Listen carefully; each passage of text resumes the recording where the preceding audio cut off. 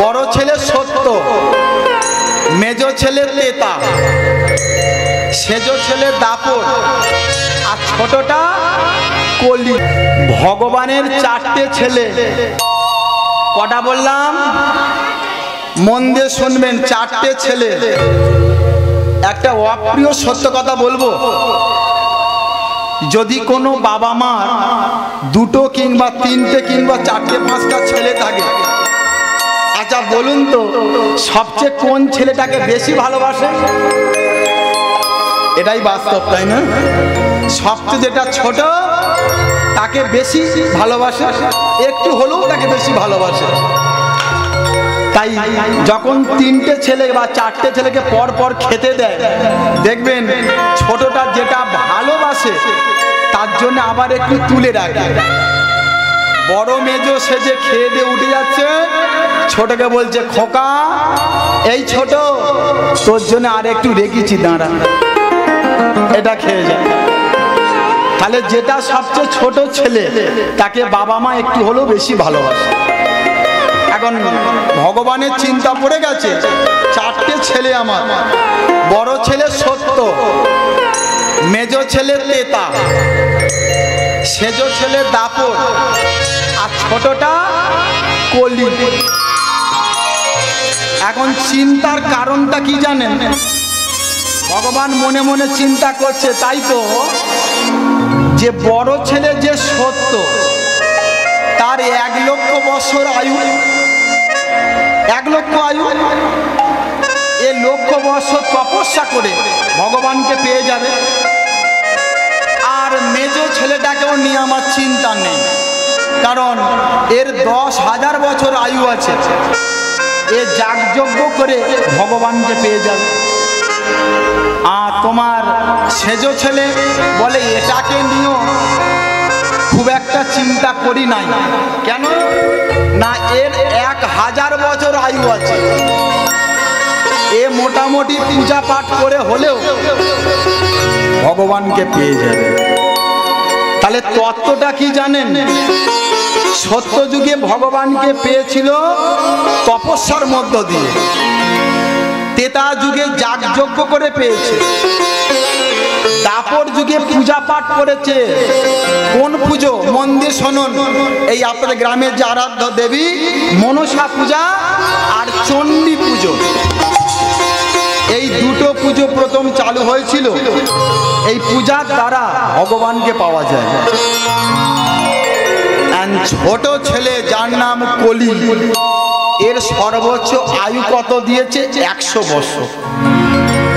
বলুন তো এ কি বড় ছেলে সত্যের মতো তপস্যা করতে পারবে? সময় কোথায়? এ কি তেতার মতো যাগযজ্ঞ করতে পারবে?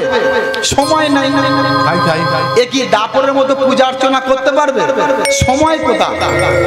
আয়ু তো মাত্র 100, তার মধ্যে কতবার বাবা হতে হবে, জেঠু হতে হবে, সংসার করতে হবে, ছেলে মেয়েকে মানুষ করতে হবে। হ্যাঁ, কখন হরিনাম করবো না দিদি? হরিনাম করার কি সময় আছে? খোকার বাবা কাজে যাবে, আবার দোকান খুলতে হবে, তাহলে হরিনাম করার সময় আছে? তাই ভগবানের চিন্তা পড়ে গেছে, এ ছেলে কি করে উদ্ধার হবে।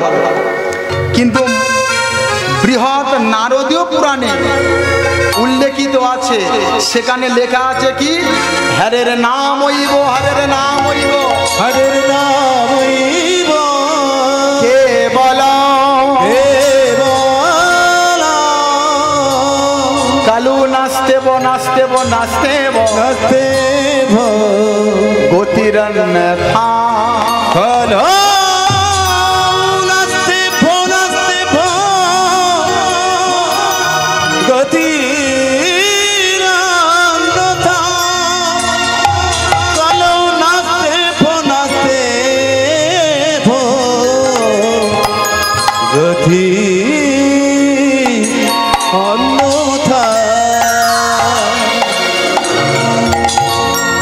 হে ভক্তমণ্ডলী, কলিযুগের একমাত্র পথ হরের নাম হইব, হরের নাম হইব কেবলম বলে কালো নাচতেব নাচতেব নাচতেব গতির অন্যতা।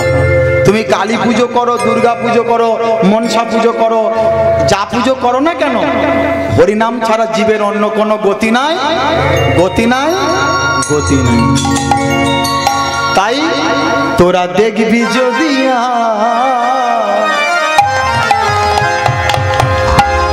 এই কলিযুগে কে নাম নিয়ে এলো মা? ওই দুটো ভাই, এক হলো গৌর, দ্বিতীয় হলো নিতাই।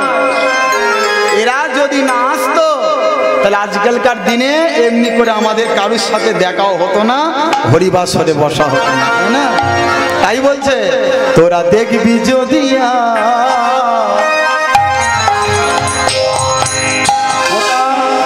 এই সোনার নদিয়া সচি মায়ের দুলালিয়া নেচে নেচে যা। তোরা দেখবি যদি সোনার নদিয়ায় সচি মায়ের দুলালিয়া নেচে নেচে যায়, নেচে নেচে নেচে নেচে নেচে নেচে যায় যায়। উলুধ্বনি উলুধ্বনি।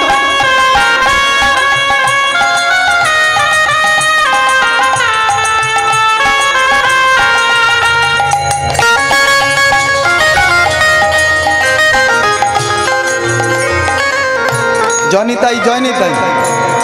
আমার ভাই পিছনে বাজাচ্ছে, ও বলছে দাদা ঠিক তালে আসছে না, তালি দিচ্ছেন একটু বাকি আছে। বাকি কি জানেন?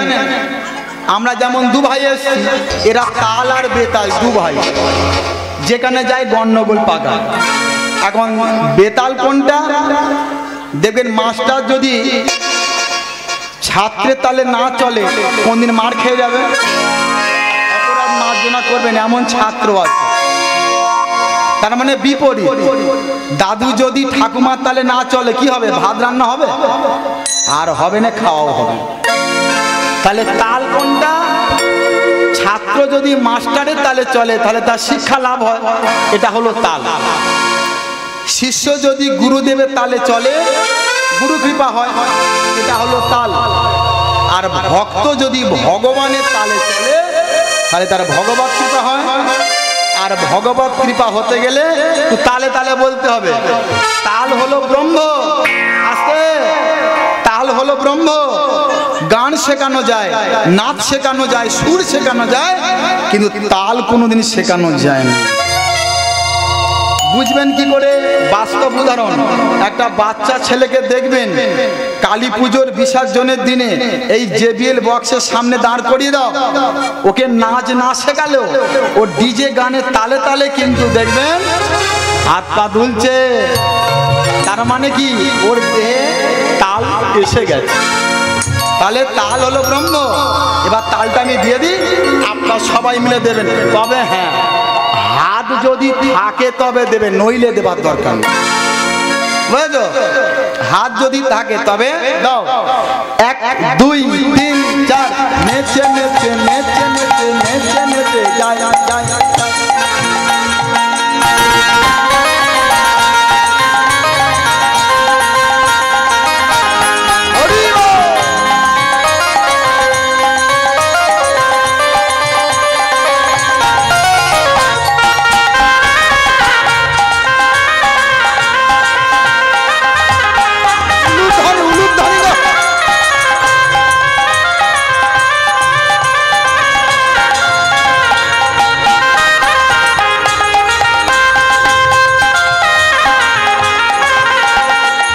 নেচে নেচে নেচে নেচে নেচে যায় যায় যায়।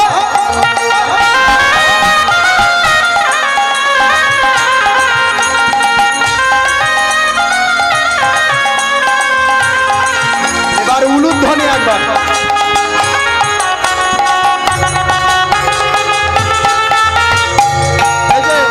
তোরা দেখবি যদি আয় সোনার নদী আয় সচি মার দুলালিয়া নেচে নেচে যায়। দেখবি যদি সোনার নদিয়ায় সচি মায়ের দুলালিয়া নেচে নেচে যায়। দেখবি যদি সোনার নদী আয় সচি মার দুলালিয়া লিয়া নেচে নেচে যায়। তোরা দেখবি যদি আয় সোনার নদিয়ায় প্রতিমার দুলালিয়া নেচে নেচে যায়। শান্তিপুর ডুবু শান্তিপুর ডুবু ডুবু নদে ভেসে যায়, কেউ আসিয়া কুল ভাঙিয়া। পরের লাইনটা জানা আছে, লাগলো গোড়ার পা। শান্তিপুর ডুবু ডুবু নদে ভেসে যায়, কেউ আসিয়া কুল ভাঙিয়া লাগলো গোড়ার গায়। শান্তিপুর ডুবু শান্তিপুর ডুবু ডুবু নদে ভেসে যায়, কেউ আসিয়া কুল ভাঙিয়া লাগলো গোড়ার পা।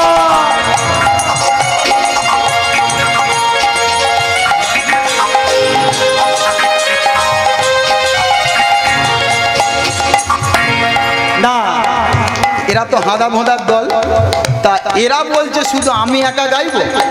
একটু তোমরা যদি গাও সঙ্গে সঙ্গে, কি একটু মুখে বলা যাবে? সবাই মিলে বলো, তোরা দেখবি যদি সোনার নদিয়া সতীমার দুলালিয়া নেচে নেচে যায়। তোরা দেখবি যদি আয় সোনার নদিয়ায় প্রতিমার দুলালিয়া নেচে নেচে যায়। সোনার নদিয়ায় সতীমার দুলালিয়া নেচে নেচে যায়। তোরা দেখবি যদি আয় সোনার নদিয়ায় প্রতিমার দুলালিয়া নেচে নেচে যায়। তোরা দেখবি যদি আয় সোনার নদিয়ায় নিতাই গৌর।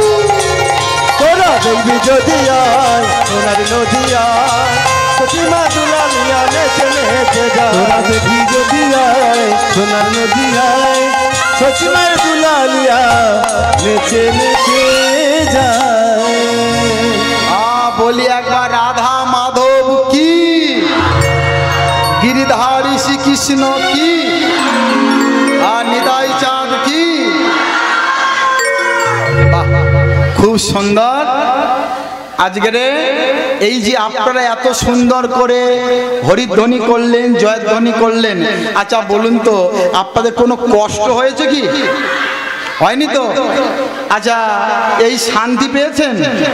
ভালো লেগেছে না? আমাকে নয়, হরিনাম। আচ্ছা বলুন তো তাহলে এই ভালো লাগাটা আমাদের ঘরে নেই কেন? না, আমাদের ঘরে সব আছে, নেই এই হরিনাম, তাই না? এই হরিনামটা যদি একবার নিয়ে যেতে পারেন 100% আপনাদের ঘরে আবার 5 জনের রান্না হবে। রাধে রাধে। কারণ ভগবান মহাপ্রভু কলিযুগের মাটিতে এলো আপনাদের ঘরে হরিনাম দেবার জন্য, তাই তিনি আপনাদের হরিনামটা দিতে এলো। কিন্তু একটা কথা জানবেন, এমন সুন্দর করে হরিনাম বলা, কৃষ্ণ নাম করা আগেকার দিনে ছিল না। এই যে আপনারা গায়ে গা লাগিয়ে আজকে বসে আছেন, এমন সুন্দর সুযোগ আগেকার দিনে ছিল না। কারণ জানেন, এখনকার যে সমাজ আর আজ থেকে 500 বছর আগের যে সমাজ, কিছু পরিবর্তন চলে এসেছে।